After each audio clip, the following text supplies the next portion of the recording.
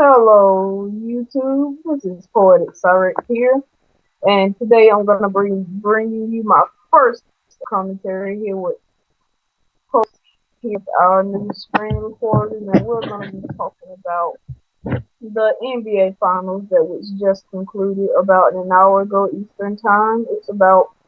I'll say it's about 1:30 here where I'm at right now in North Carolina, and we're about to start a little segment that we call Poetic Talk Time.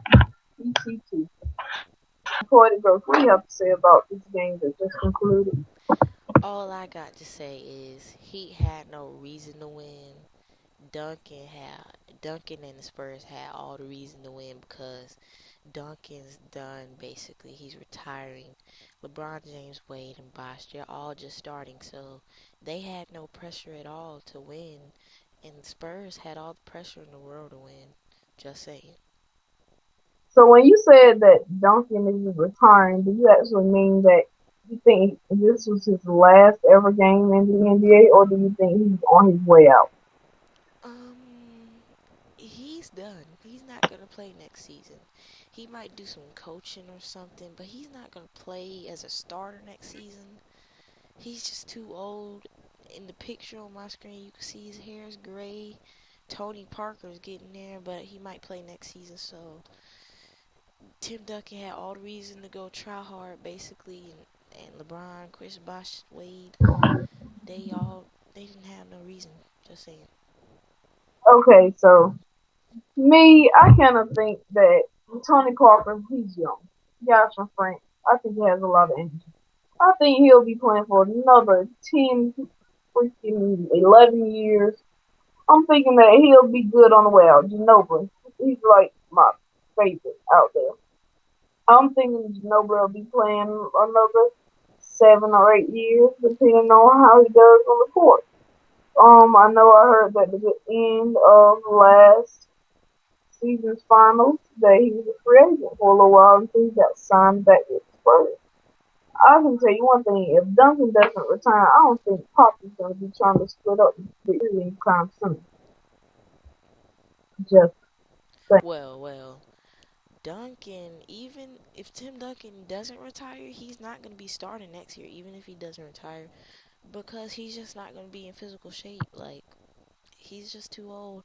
And like you said, Manu Ginobili, he's young. Tony Parker, kind of getting there, but Manu Ginobili, I like him. He has potential. He's like a young Ray Allen. Ray Allen's going to be out of here probably really soon, sooner than you could think.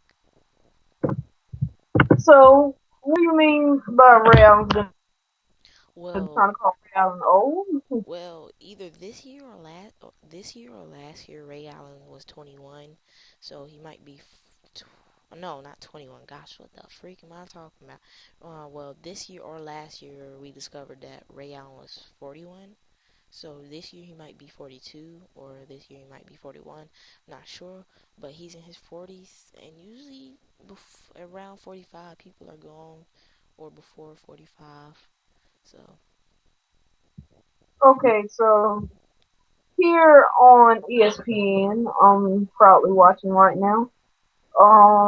Right after the game, you can see that they gave Tim Duncan a lot of respect, Kawhi Leonard a lot of respect, and that's one person I want to talk about.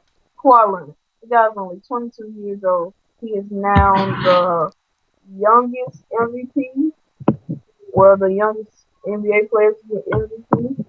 I think that Kawhi Leonard might have a lot of NBA championships to come, or rings, so people say, because I yeah, think he not has a with the lot of. Spurs.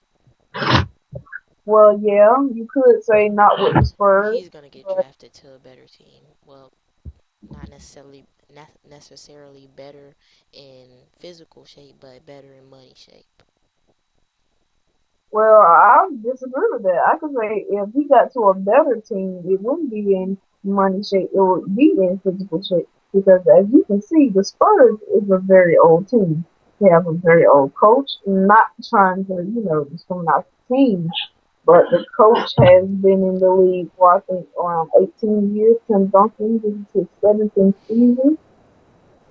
As you can see, freaking Ginobili and Parker, they're 12 years with each other. Like that's a pretty old team. I can say one thing: this old team has been whipping young teams' butts up and down the court every single time they're down the court with. Well, all I have to say is it's basically on my screen I have the oldies on the left, newbies on the right, and it was just newbies versus oldies. Oldies took the game tonight, and oldies are going off. Newbies coming in.